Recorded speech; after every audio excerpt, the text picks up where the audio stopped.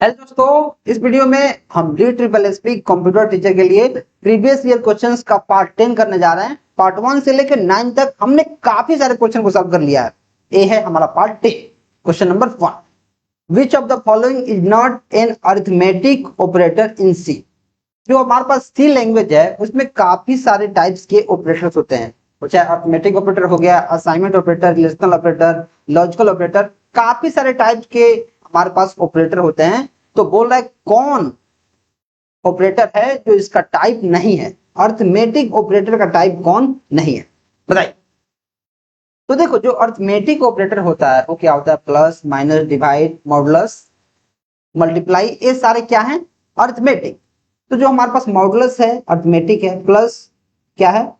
Arithmetic, और minus क्या है? अरिथमेटिक। लेकिन जो डबल एम्परसेंड है, डबल एम्परसेंड, ये हमारा क्या है? ये हमारा है लॉजिकल ऑपरेटर, लॉजिकल ऑपरेटर। लेकिन क्वेश्चन में क्या बोला है सर? क्वेश्चन बोला है अरिथमेटिक कौन सा नहीं है? तो ये हमारा जो डबल एम्परसेंड है जिसको हम लॉजिकल ऑपरेटर बोलते हैं, लॉजिकल एंड। अगर मैं इसका एक्चुअल नाम बोलूं तो लॉजिकल एंड है, लॉजिकल एंड। जो दोनों आउटपुट हमारा ट्रू रहता है तो आंसर ट्रू देता है। आंसर क्या हो जाएगा हमारे पास? C. Next, which of the following is a wrapper class in Java. Wrapper class कौन सा है? तो देखो, जो रैपर क्लास क्या होता है, जो ऑब्जेक्ट होते हैं उनको, अगर जैसे मान लो कि जितनी भी चीजें हमारे पास जावा में हैं वो सारी सारी एज ऑब्जेक्ट हैं, तो अगर मैं इसको लिखता हूं इंट, जैसे इंट लिखता हूं, तो इसको रैपर क्लास में चेंज करना है तो इसको लिखेंगे इंटीजर, आई कैपिटल और बाकी इंट स्मॉल। वैसे ही कैर है, कैर हम क्या लिखेंगे? कैरेक्टर, CHARACTER, मतलब सी स्मॉल है तो फर्स्ट लेटर हम क्या करते हैं? कैपिटल करते हैं। रैपर क्लास में क्या करते हैं? जो फर्स्ट लेटर होता है उसको हम कैपिटल करते हैं। जावा में रैपर क्लास वह क्लास होती है जो प्रिमिटिव डेटा टाइप को ऑब्जेक्ट के रूप में प्रस्तुत करती है। जो हमारे पास प्रिमिटिव डेटा टाइप है, हमने क्या बोल दिया है कि जो प्रिमिटिव डेटा टाइप इनसे इंट, कैर, बुलियन, फ्लोट, इनको एज ऑब्जेक्ट कंसीडर कराता है, और एज ऑब्जेक्ट जब इनको बनाता है तो जिनका फर्स्ट लेटर होता है वो कैपिटल हो जाता है। आप देख सकते हैं आंसर क्या हो जाएगा? इंटीजर का आई कैपिटल है, ये आंसर दिख रहा है। कैर नहीं होगा, इसका बी स्मॉल है, नहीं होगा। एफ स्मॉल है, नहीं होगा। आंसर क्या हो जाएगा? A. Next, what will be the output of the following code. एक हमारे पास सी लैंग्वेज का कोड दिया गया है, इंट मेन, एक एरे दिया गया है जिसमें 5 एलिमेंट है। हमें प्रिंट करना है क्या? Array of 2। एरे ऑफ 2 में क्या हो जाएगा सर? 0 1 2 3 4। एरे ऑफ 2 क्या है? 3। तो 3 यहाँ है, 3 यहाँ नहीं है, ये गलत हो जाएगा। अनडिफाइंड यह है, ओके। अब एक और क्या है? Array plus 2। तो जब भी मैं सिर्फ एरे लिखता हूं, सिर्फ एरे, अगर मान लो यहाँ सिर्फ एरे लिखा हुआ है, एरे, इसका मतलब होता है base address. Base address, base मतलब 0 वाला, और यहाँ +2 है, +2 मतलब 0 + 2 यानी एरे ऑफ क्या हो जाएगा? 2। और यहाँ स्टार लिखा है मतलब इसके वैल्यू को बताओ, एरे ऑफ 2 पे जो वैल्यू है उसको बताओ। तो एरे ऑफ 2 पे क्या है सर? 3। आंसर क्या हो जाएगा? 3 और 3। जब भी स्टार वाला कंसेप्ट आता है तो काफी सारे बच्चे जो होते हैं इसका आंसर गलत करते ही हैं, वो छोड़ देते हैं क्वेश्चन को। नहीं छोड़ना है। क्या लिखा है यहाँ? यहाँ एरे +2 लिखा है और आगे लिखा है स्टार, तो आगे पहले मैं स्टार को छोड़ दूंगा। सिर्फ अगर एरे लिखा गया है, कोई भी इसमें सब्सक्रिप्ट नहीं लिखा गया, सिर्फ एरे लिखा गया मतलब बेस एड्रेस। सिर्फ अगर एरे लिखा है मतलब क्या? Base address. बेस एड्रेस क्या होता है सर? 0। फिर यहाँ +2 है तो +2, तो क्या हो जाएगा? क्या? 2। तो एरे ऑफ क्या हो जाएगा? 2, और स्टार मतलब इसको डी रेफरेंस करो, जो एरे ऑफ 2 पे वैल्यू है उसको दिखाओ। क्या हो जाएगा? 3। Next, which of the following is not a type of loop in C. जो सी होता है उसमें होता है डू वाइल लूप, उसमें होता है फोर लूप, और उसमें होता है वाइल लूप। लेकिन फोर ईच लूप हमारा नहीं होता। जो फोर ईच है ये जावास्क्रिप्ट में होता है, लेकिन जो फोर लूप है वो सी लैंग्वेज में नहीं होता। Next, what is the output of the following code. अब इसका आंसर बताइए। यहां भी हमारे पास पॉइंटर का कंसेप्ट आ गया है, और जब भी पॉइंटर का कंसेप्ट आता है तो बच्चे गलती करते ही करते हैं, राइट। देखो, मेन फंक्शन के पास चलो सीधे। मेन x का वैल्यू 20 है, और जो x का एड्रेस है उसको हमने पॉइंटर में रख लिया है, और फिर जो फंक्शन को हमने कॉल किया है उसमें पॉइंटर को ही पास कर दिया है। ठीक है, पॉइंटर वेरिएबल को पास किया है और हमें प्रिंट करना है पॉइंटर को, जो हमारे पास पॉइंटर है इसी को प्रिंट करना है। तो जैसे फंक्शन पॉइंटर हम कॉल किए हैं, फंक्शन को कॉल किए हैं, तो कंट्रोल ट्रांसफर हमारा यहाँ होगा, और जो पॉइंटर हमने भेजा है इसको एक इंट p में हम स्टोर कर रहे हैं, और q में हम क्या कर रहे हैं, एक हमने वेरिएबल बनाया है q जिसमें 10 को स्टोर कर रहे हैं, और p के अंदर जो q है इसके एड्रेस को स्टोर कर रहे हैं। अब देखो, जब भी आपको सिर्फ स्टार अगर लिखता है इसका मतलब होता है कि कॉपी, जो कॉपी जाता है, कॉपी गया। जब भी हमने स्टार यहाँ लिखा है, स्टार जब भी हमने स्टार लिखा है इसका मतलब होता है कि जो हमारे पास ये वैल्यू आया है इसका कॉपी आया है, कॉपी, एक्चुअल वैल्यू नहीं आया है, कॉपी आया है।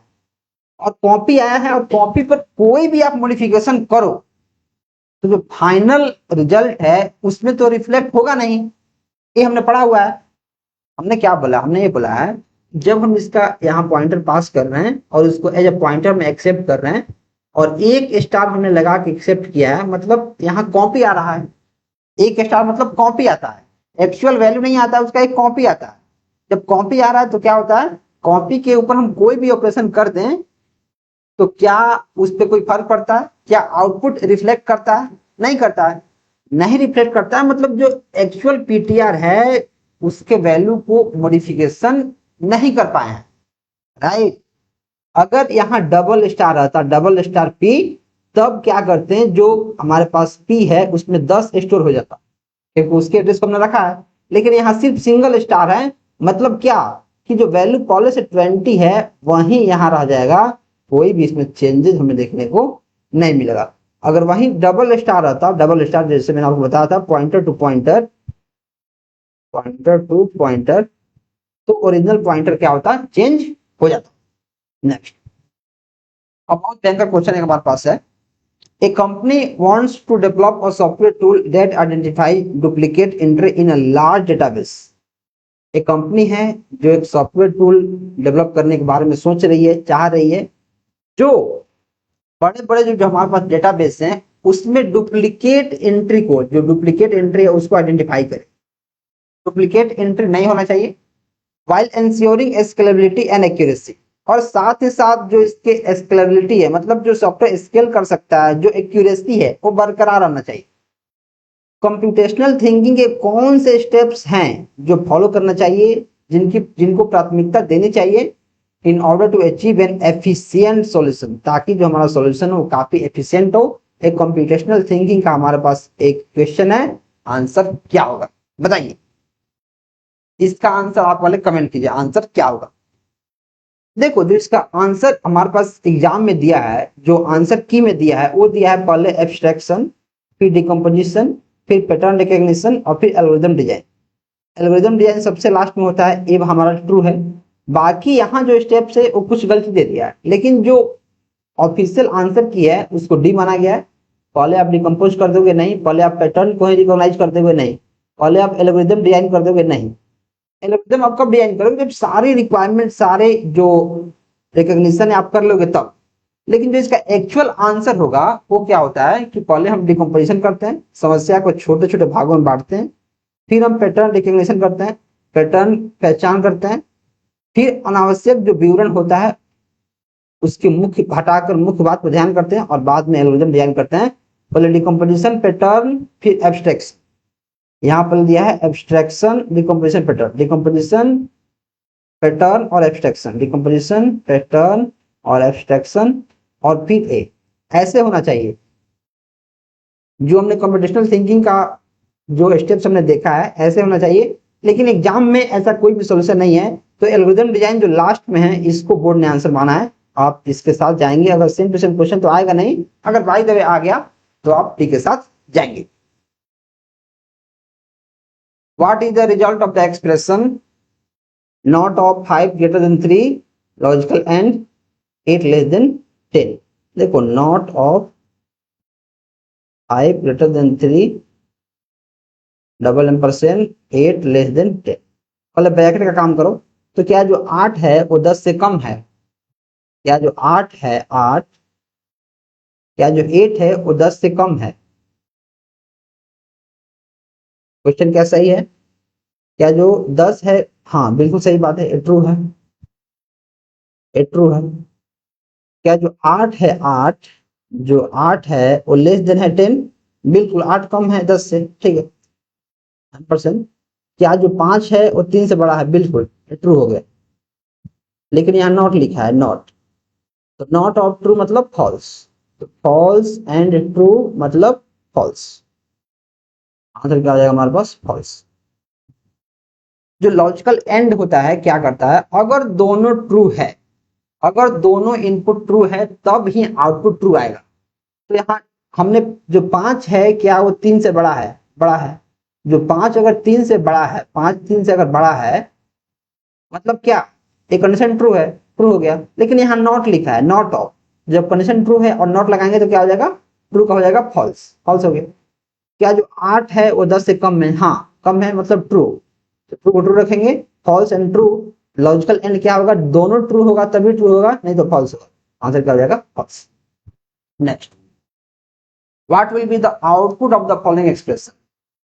परसेंट डी निकालना है। क्या 7 ग्रेटर देन इक्वल टू 7 है? एक कंडीशन क्या है? ट्रू। और कंडीशन ट्रू है तो हमें परसेंट डी में प्रिंट करना, मतलब इंटीजर। और ट्रू के लिए हम ट्रू का भी यूज करते हैं और 1 का भी यूज करते हैं, लेकिन यहाँ परसेंट डी है मतलब इंटीजर चाहिए। फॉर्मेट स्पेसिफायर किसका है? इंटीजर का है, तो आंसर क्या हो जाएगा? 1। अगर यहाँ फॉर्मेट स्पेसिफायर डी नहीं रहता तब हम ट्रू के साथ जाते। नेक्स्ट, और गाइज आप हमारे बैच के साथ जुड़ सकते हैं, जिसमें अगर आप कूपन कोड 350 गेट 350 यूज करेंगे तो एक कोर्स आपको सिर्फ 600 के आसपास देखने को मिल जाएगा। आप इस कोर्स को इनरोल कर सकते हैं। इसमें एक एक चीज हमने कंप्यूटर साइंस रिलेटेड पढ़ाया हुआ है और कोर्स लगातार चल रहा है लाइव प्लस रिकॉर्डेड मोड में। या फिर आप जनरल पेपर के साथ मैथ, हिंदी, इंग्लिश, रीजनिंग ये सबके साथ पढ़ना चाहते हैं तो आप हमारे इस बैच को ले सकते हैं। कूपन कोड इसमें भी आप अप्लाई कर सकते हैं, तो आप बहुत फायदा देखने को मिलेगा। डिस्क्रिप्शन में लिंक है, आप इसमें इनरोल कर सकते हैं। Next, when solving a sudoku puzzle using computational thinking, which step is the most critical for ensuring efficiency? ये देखो, जो कंप्यूटेशनल थिंकिंग है वो आपके रियल लाइफ से ही क्वेश्चन आता है। जैसे मान लो कि आप सुडोकू पजल को सॉल्व कर रहे हो कंप्यूटेशनल थिंकिंग के हेल्प से, तो सबसे क्रिटिकल स्टेप क्या होगा एफिशिएंसी को एंश्योर करने के लिए? क्या प्रॉब्लम को डिकम्पोज कर दोगे, एब्स्ट्रैक्शन कर दोगे, ब्रूट फोर्स कर दोगे, आप पैटर्न रिकॉग्नाइज करोगे? सुडोकू जब हम स्कूल में सॉल्व करते थे तो जब तक आप पैटर्न को रिकॉग्नाइज नहीं कर पाओगे कि किस पैटर्न पे है, तब तक आप क्वेश्चन को सॉल्व कर ही नहीं पाओगे, right? Next, which of the following is the primary purpose of using interface in Java? Interface का काम क्या है? टू अवॉइड क्रिएटिंग ऑब्जेक्ट, हमें ऑब्जेक्ट नहीं बनाना है इसलिए हम करते हैं। To achieve multiple inheritance, multiple inheritance को अचीव करने के लिए। टू इम्प्रूव यूजर का एक्सपीरियंस, नहीं। मेमोरी यूजेज, नहीं। To avoid creating object, interface का तो ऑब्जेक्ट हम बना ही नहीं सकते हैं, तो अवॉइड क्या करेंगे? मल्टीपल जो इंटरफेस है, मल्टीपल जो इनहेरिटेंस है वह बिना इंटरफेस के हम इंप्लीमेंट नहीं कर पाते। याद क्या रखना है कि जावा support multiple interface through interfaces, multiple inheritance through interfaces, not through class. What will happen if we do not use the break statement in a switch case? आपने देखा होगा कि जब हम स्विच केस स्टेटमेंट को लिखते हैं तो हर एक केस के पास, हर एक केस के बाद एक हम ब्रेक स्टेटमेंट का यूज करते हैं। अगर हम ब्रेक स्टेटमेंट का यूज नहीं करें, अगर हम ब्रेक स्टेटमेंट का यूज नहीं करें तो क्या हो? The program will throw a compilation error, नहीं। The control will continue executing the following cases until the end of the switch block is encountered. Yes. अगर हम ब्रेक नहीं लिखेंगे तो एक केस के बाद दूसरा केस, फिर तीसरा केस, फिर चौथा केस, ऐसे करते करते लास्ट केस तक सारा चीज एग्जीक्यूट हो जाएगा डिफॉल्ट वाला। हम ब्रेक क्यों करते हैं? क्योंकि एक केस जब हमारा मैच करेगा तो उसी समय से जो हमारा केस है वह टर्मिनेट हो जाना चाहिए कि हाँ हमारा काम हो गया, ये चलता रहे। आंसर क्या हो जाएगा? बी। अब एक बहुत भयंकर क्वेश्चन है, इसका आंसर क्या बताइए? What will be the output of the following code. हमारे पास एक मेन फंक्शन है और मेन फंक्शन के अंदर हमने एक ऑब्जेक्ट बनाया है टेस्ट क्लास का, और जैसे हमने ऑब्जेक्ट बनाया तो कंस्ट्रक्टर हमारे पास शुरू हुआ है इनिशियलाइज। कंस्ट्रक्टर आएगा यहाँ टेस्ट के पास टेस्ट। अब देखो यहाँ टेस्ट में हमने कुछ भी पास नहीं किया है तो यहाँ नहीं जाएगा। यहाँ टेस्ट में हमारे पास एक आर्गुमेंट हमारे पास है, राइट, और हमने यहाँ क्या किया है, सिर्फ टेस्ट को ऐसे ही कॉल कर दिया है, मतलब कोई भी आर्गुमेंट हमने पास नहीं किया, तो टेस्ट का कंट्रोल यहाँ ट्रांसफर होगा टेस्ट के पास। और जैसे ही यहाँ ट्रांसफर होगा इसके अंदर जाएगा तो देखेगा यहाँ दिस है दिस, और दिस क्या करता है, करेंट इंस्टांस वेरिएबल को कॉल करता है, करेंट क्लास का। तो करेंट क्लास क्या है, टेस्ट। तो जैसे ही दिस 10 है मतलब अब ये क्या करेगा, इस कंस्ट्रक्टर को कॉल करेगा। यही सारी चीजें काफी सारे लोगों को पता नहीं होता है क्योंकि वो बेसिक्स ऑफ जो कोडिंग है, जो प्रोग्रामिंग है, वो पढ़े नहीं, राइट। तो जैसे दिस में आप 10 को पास करोगे तो कंट्रोल ट्रांसफर होगा यहाँ, अब यहाँ हो जाएगा तो system dot out of println क्या हो जाएगा, पैरामीटराइज्ड कंस्ट्रक्टर। तो पहले तो हमारा पैरामीटराइज्ड कंस्ट्रक्टर प्रिंट हो गया, लेकिन जैसे यहाँ से रिटर्न करेगा तो फिर यहाँ दिस के बाद आएगा क्योंकि ए स्टेटमेंट एग्जीक्यूट हो रहा था। तो जैसे इस स्टेटमेंट को इसने एग्जीक्यूट किया तो यहाँ आ गया, इसको प्रिंट कर दिया, और फिर से अब इस लाइन पे आएगा तो डिफॉल्ट कंस्ट्रक्टर, मतलब पैरामीटराइज्ड कंस्ट्रक्टर तो प्रिंट होगा ही, और उसके बाद डिफॉल्ट कंस्ट्रक्टर प्रिंट होगा। पहली बार कोई भी क्वेश्चन देखेगा तो डायरेक्ट वो क्या करेगा, डिफॉल्ट कंस्ट्रक्टर आंसर टिक करेगा, बोलेगा भैया मैं तो एग्जाम में आंसर सही टिक करके आता हूं, पता नहीं आंसर गलत हो कैसे जाता है। अब आपको समझ में आया कैसे होता है, right. Next, which declaration is valid for a 2D array in C. 2D array का डिक्लेरेशन कौन सही है, इंट एरे, रो कॉलम, फिर हमारे पास इसमें कुछ नंबर्स है। इंट एरे कैसे कर देंगे, कॉमा लगा कर देते हैं, गलत। क्या बिना रो कॉलम के कर देते हैं, क्या बिना रो कॉलम कर देते हैं, गलत। कैसे लिख देंगे डायरेक्ट, आंसर क्या हो जाएगा ए। रो कॉलम के लिए हम क्या करते हैं, नंबर देते हैं। गिवन और 3 डायमेंशनल एरे, 3 डायमेंशनल एरे है जिसमें हमारे पास क्या है, रो कॉलम और इसका हाइट है, जो रो मेजर ऑर्डर में है, पहले रो और फिर column, with each element occupying 1 byte, हर एक एलिमेंट जो बॉक्स है 1 बाइट को स्टोर कर रहा है। अगर उसका बेस एड्रेस, शुरू का एड्रेस 3000 है तो address of C2 row column और इसका हाइट C2 3 4, इस पे एड्रेस क्या। अब इस क्वेश्चन को करना आसान नहीं है। अब देखो अगर मुझे करना रहेगा एग्जाम में तो मैं कैसे करूंगा, 1 बाइट हर एक के लिए है और हमें क्या करना है, इस पे जाना है, इस पे जाना है। तो 4 3 12 2 24, और कितने टोटल एलिमेंट है हमारे पास, 4 3 12 25 60, 24वां नंबर पे जाना है। तो अगर सिर्फ एक 2D रहता, 2 डायमेंशनल, तब हम गुना भाग करके कर लेते। इसमें हमारे पास ब्लॉक का भी साइज दे दिया गया है, तो चलिए अब इसको सॉल्व करते हैं। तो अब इसको समझो, इसको हमने यहाँ लिख इसलिए लाया ताकि इसको समझाने में ऐसे 20 मिनट लगता। अभी हम समझते हैं, इसका एक मार्कर लेते हैं, पहले मार्कर सेलेक्ट क्यों नहीं हो रहा भाई, हाँ। एरे स्ट्रक्चर समझो पहले, 3 4 5 दिया गया, राइट, मतलब 3 ब्लॉक हैं, उसमें 4 रो हैं और 5 कॉलम है।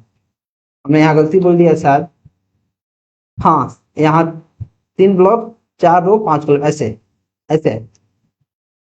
ब्लॉक 1 में क्या है, मान लो 0 है तो इसमें क्या है, 4 रो तो इसमें भी रहेगा, तो 4 रो इसमें आ गया। फिर ब्लॉक 1 में आई वैल्यू 1 है, इसमें भी 4 हमारे पास क्या आ गया, ब्लॉक क्या है, इंडेक्सिंग इसका है। फिर ब्लॉक 2 में इसमें भी 4 हमारे पास रो आ गया, और कॉलम कितना है, 5। तो 1 2 3 4 5 कॉलम है, 5 कॉलम, और इसमें 5 कॉलम। यहाँ तक हमारा काम हो गया।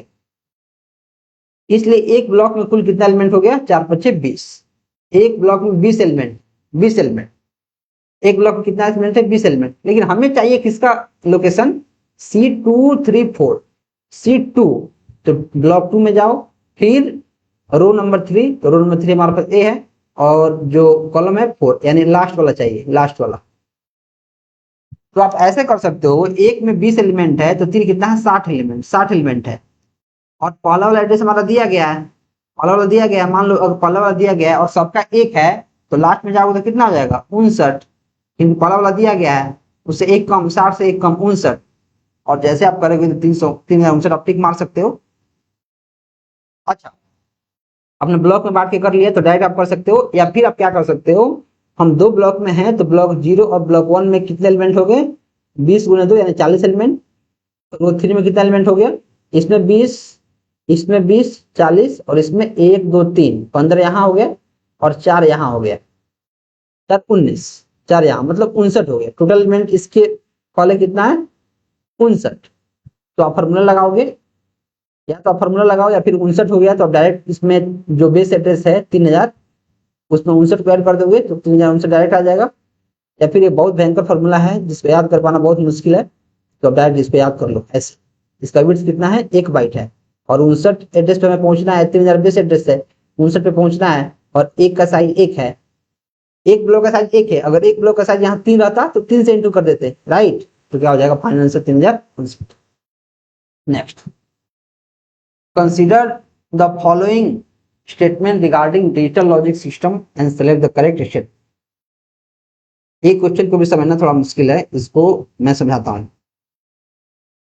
The output of n input NAND gate is 0। The output of n input NAND gate is 0 when all the n input values are 1। अब देखो जो एंड गेट होता है, एंड गेट, अगर मैं मार्कर कलर चेंज करता हूं, जो एंड गेट होता है उसमें दोनों 1 रहता है तभी 1 होता है।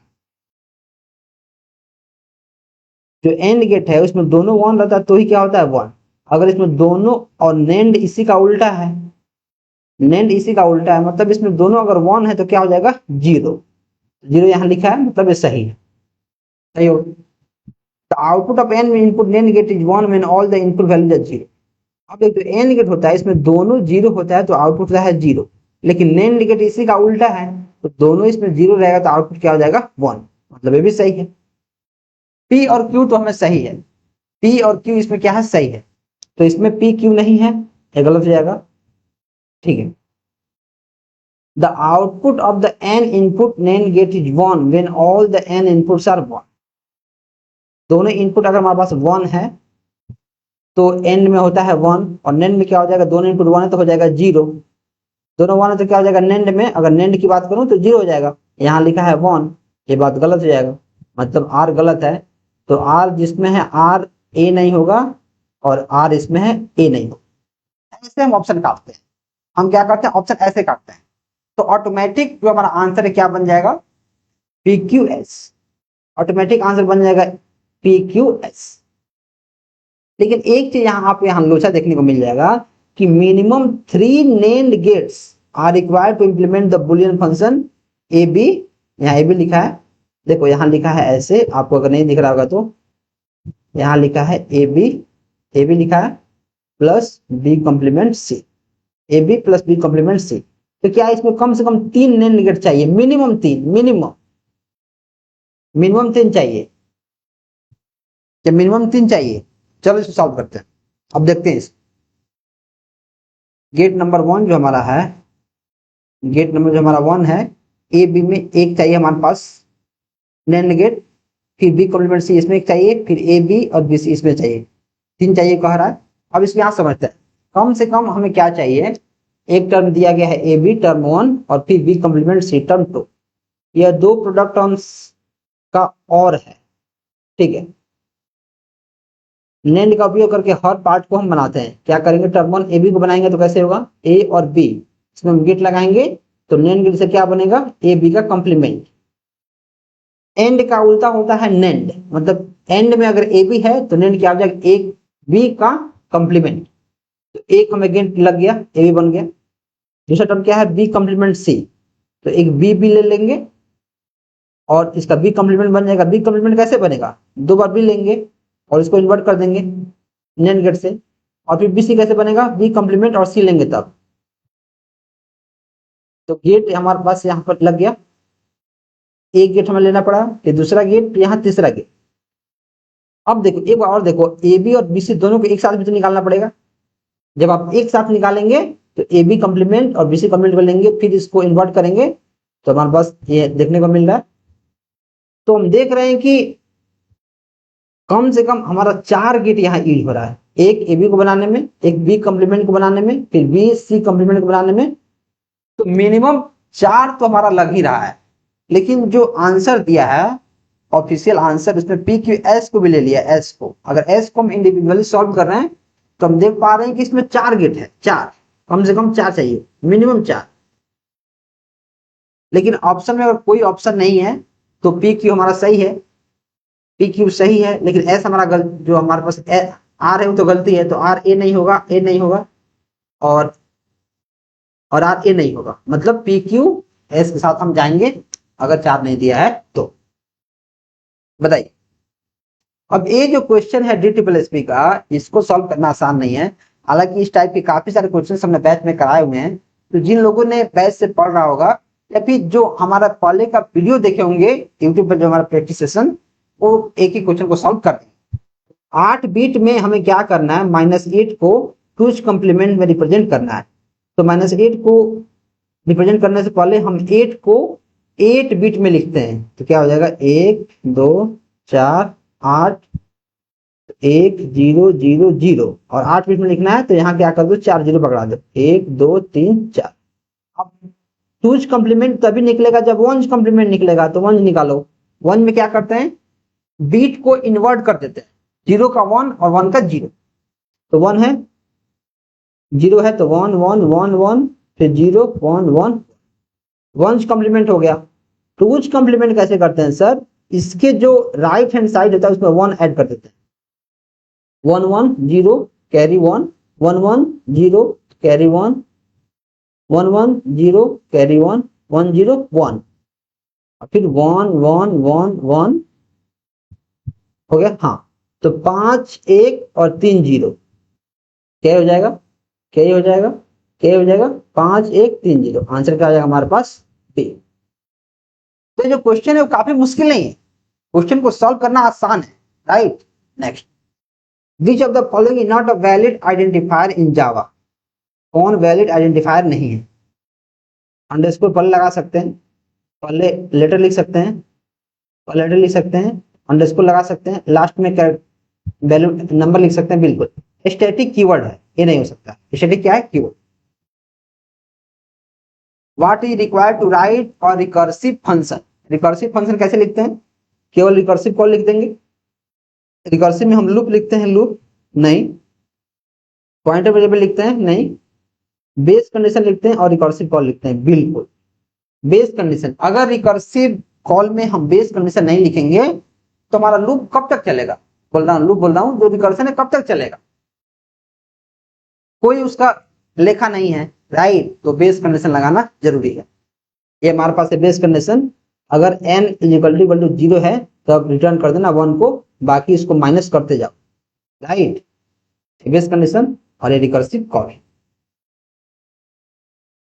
What will be the output of the following code. Java का बहुत भयंकर कोड है, पब्लिक स्टैटिक वॉइड मेन, एक ट्राई ब्लॉक है, इसके अंदर हमने एक एरे ऑफ नंबर्स रखा है, इंटीजर, फिर हम प्रिंट कर रहे हैं नंबर्स ऑफ 5 को, यहाँ 0 1 2 तक है, 3 4 5, हम यहाँ के वैल्यू को प्रिंट कर रहे हैं। यहाँ क्या प्रिंट होगा, नहीं प्रिंट होगा, क्योंकि एरे में 0 1 2 तक ही हमारा लास्ट एलिमेंट है, 2 तक ही प्रिंट होगा। तो एक्सेप्शन हमारे पास कैच हो रहा है, जिसमें प्रिंट होगा एक्सेप्शन कॉट, एक्सेप्शन क्लास को प्रिंट करेंगे डॉट गेट नेम, और फाइनली में है क्या, एक्सेप्शन एग्जीक्यूशन कंप्लीटेड। तो फाइनली वाला तो होगा ही होगा, कंपाइलेशन एरर नहीं आएगा। एक्सेप्शन कॉट प्रिंट होगा, कॉट एक्सेप्शन कॉट यहाँ भी है, कॉट यहाँ भी है, कॉट यहाँ भी है।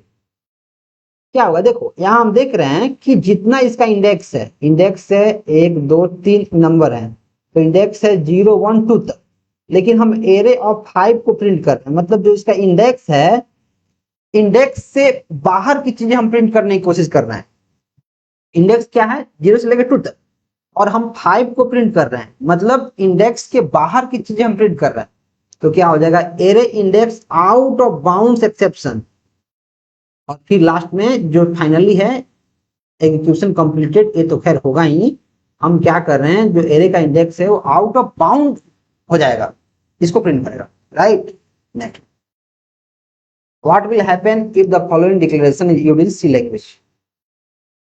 इंट, देखो ऐसे लिखा है, इंट a b c = 10, इसका मतलब है, इसको कंपाइलर कैसे पढ़ेगा, कंपाइलर पढ़ेगा इंट a कंपाइलर पड़ेगा इंट बी और कंपाइलर पड़ेगा इंट सी इक्वल टू 10, ऐसे पड़ेगा, क्योंकि लास्ट में जो सी है इसको हमने इनिशियलाइज किया है, right. Only C is initialise to 10, A B are uninitialise, बिल्कुल सही बात है, सही दिख रहा है। Syntax error due to missing initialisation of A and B, ऐसा कुछ नहीं है। सी में ऐसे कॉमा ऑपरेटर के हेल्प से हम इनिशियलाइज कर सकते हैं, जो लास्ट वाला है वो असाइन होगा, आंसर क्या जाएगा ए। कंपाइलर से ऐसा समझेगा इंट ए इंट बी और int c equal to 10, right. और गाइस मैं आपको फिर से बैच के बारे में बताऊंगा कि अगर आप गेट 350 कूपन कोड यूज करेंगे तो आपको भारी डिस्काउंट देखने को मिलेगा दोनों कोर्सेज पे। अगर आप जीके जीएस के साथ पढ़ना चाहते हैं, मैथ हिंदी इंग्लिश सब कुछ, तो आप इस कोर्स ले सकते हैं, इस कूपन कोड के यूज